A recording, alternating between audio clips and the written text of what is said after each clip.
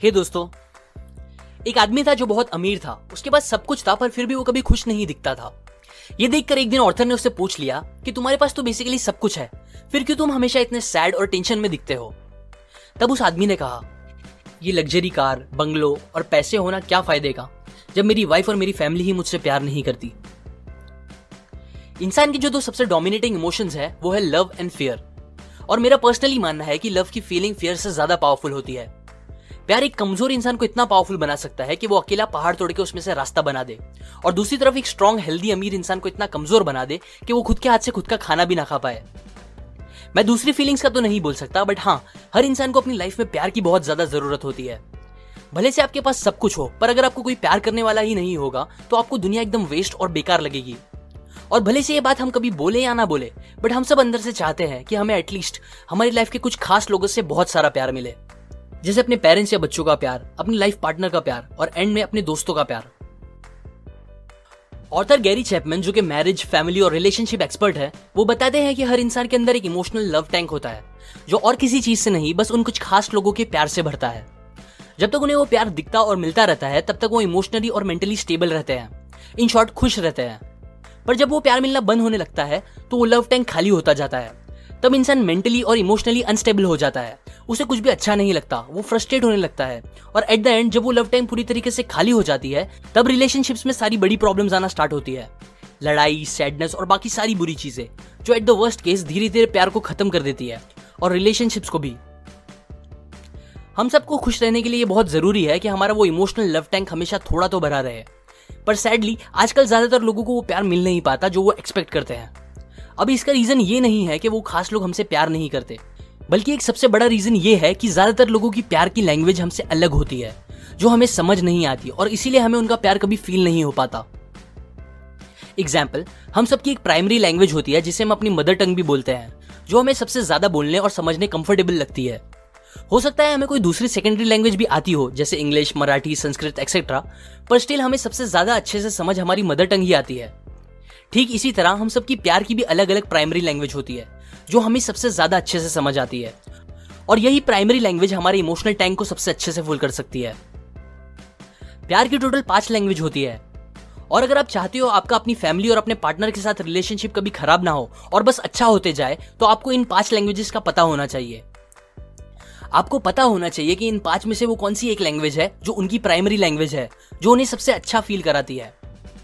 और ये पता करने के बाद आपको उनकी लैंग्वेज में ही अपना प्यार उनको एक्सप्रेस करना चाहिए, जिससे उनका वो इमोशनल टैंक भी हमेशा फुल रहेगा। So let's begin. Love language number 1, words of affirmation. एक हस्बैंड और वाइफ में बहुत झगड़े होते थे।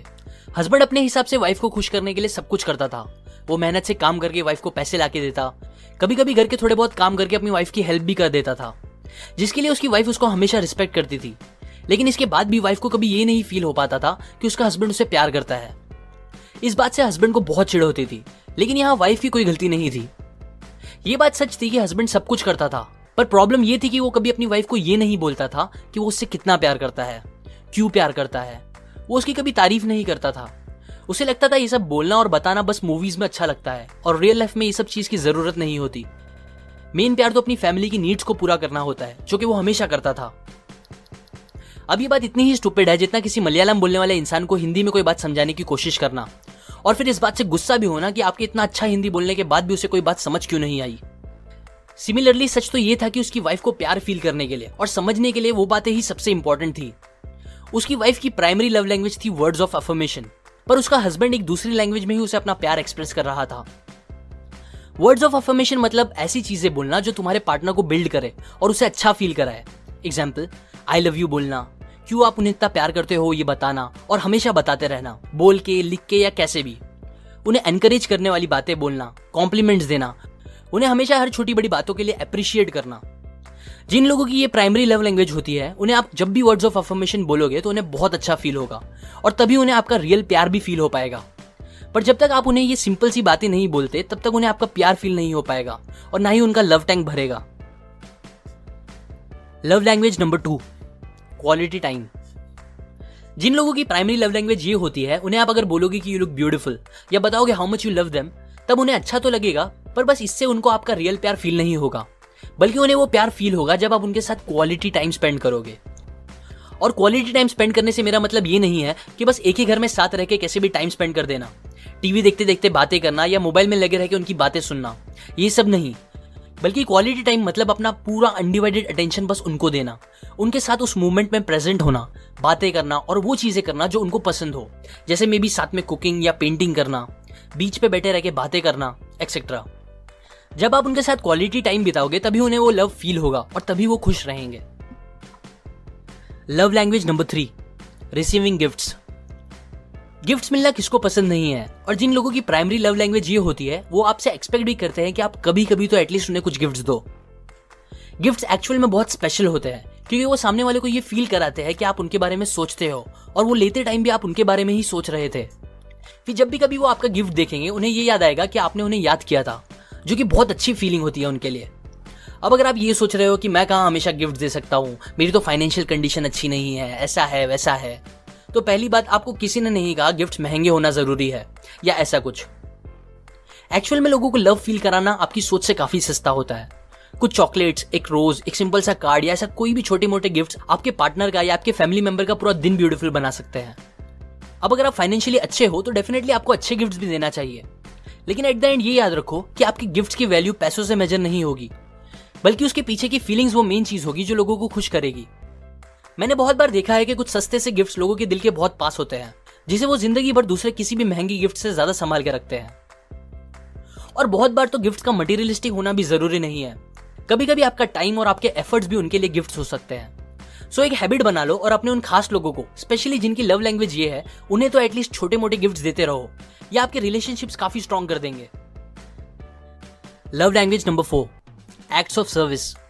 पहली लैंग्वेज में मैंने आपको जो हस्बैंड और वाइफ की स्टोरी बताई, उसमें हस्बैंड अपनी वाइफ को जिस प्यार की लैंग्वेज में अपना प्यार बताना चाह रहा था वो थी एक्ट्स ऑफ सर्विस। जिनकी प्राइमरी लैंग्वेज ये होती है वो बस इन बातों से खुश नहीं रहेंगे कि आप उनके लिए गिफ्ट्स लेके आते हो या उनकी हमेशा तारीफ करते हो, बल्कि उन्हें आपका रियल प्यार तब फील होगा जब आप कुछ काम करके उन्हें अच्छा फील कराओगे, उनके कामों में उनकी हेल्प करोगे, घर की रिस्पॉन्सिबिलिटीज को अच्छे से निभाओगे और जरूरत पड़ने पर रिस्पॉन्सिबिलिटीज को एक दूसरे के साथ शेयर भी करोगे। काम जैसे कि एग्जाम्पल्स, खाना बनाना, घर को साफ रखना, पैसे कमा के देना, घर की जरूरतों को पूरा करना, बच्चों की नीड्स पूरी करना, etcetera etcetera. Love language number 5, physical touch. आजकल हमारी थिंकिंग इतनी खराब हो चुकी है कि मुझे पता है दैट फिजिकल टच सुनते ही ज्यादातर लोगों के दिमाग में कुछ गंदा ही आया होगा। इसीलिए पहले ही क्लियर कर दूं कि कुछ सेक्सुअल होना ही फिजिकल टच नहीं होता, बल्कि एक्चुअल में ये बहुत प्योर लैंग्वेज है अपने प्यार को शो करने के लिए। एग्जाम्पल, एक माँ को जब अपने बच्चों पे प्यार आता है तब वो उन्हें किस या हग करती है, जो कि फिजिकल टच है। जब हम बुरा फील कर रहे होते हैं या कुछ बड़ा होता है हमारे साथ, तब हम अपने फ्रेंड्स को या अपने क्लोज वंस को इमोशनल होकर गले लगा लेते हैं, बिकॉज तब हमें प्यार की जरूरत होती है और फिजिकल टच एक बहुत स्ट्रॉन्ग तरीका है प्यार फील करने का। इसी तरह जो लोगों की प्राइमरी लव लैंग्वेज ये होती है वो चाहते हैं कि आप उन्हें हग करो, कडल करो। Nothing needs to be sexual, बस साथ में बैठ के टीवी देखना, हाथ पकड़ के चलना, ये सब चीजें भी उन्हें आपका प्यार शो करेगी। कुछ बच्चे जिनकी प्राइमरी लव लैंग्वेज ये होती है, उन्हें मारने से पहले पेरेंट्स को 100 बार सोचना चाहिए, बिकॉज मारना भी फिजिकल टच है, लेकिन एक नेगेटिव वे में, जो उन्हें बहुत ज्यादा मेंटली डिस्टर्ब कर सकती है। ये याद रखो कि अगर आप किसी को उनकी लव लैंग्वेज में कुछ नेगेटिव करोगे तो उनसे ज्यादा बुरा भी और किसी को नहीं लगेगा। एग्जाम्पल, अगर किसी की love language words of affirmation है और आप उनको कुछ बुरा बोलोगे या अप्रिशिएट नहीं करोगे तो उन्हें सबसे ज्यादा बुरा लगेगा। सो टू कंक्लूड, आप पता करो कि इन 5 में से आपकी खुद की और आपके उन खास लोगों की प्राइमरी लव लैंग्वेज क्या है, और फिर उसी लैंग्वेज में उन्हें प्यार फील कराओ ताकि उनका इमोशनल लव टैंक भर सके।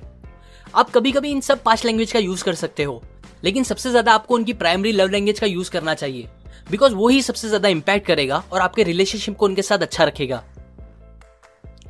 ये बात मैंने आपको the 5 love languages by Gary Chapman book से बताई है।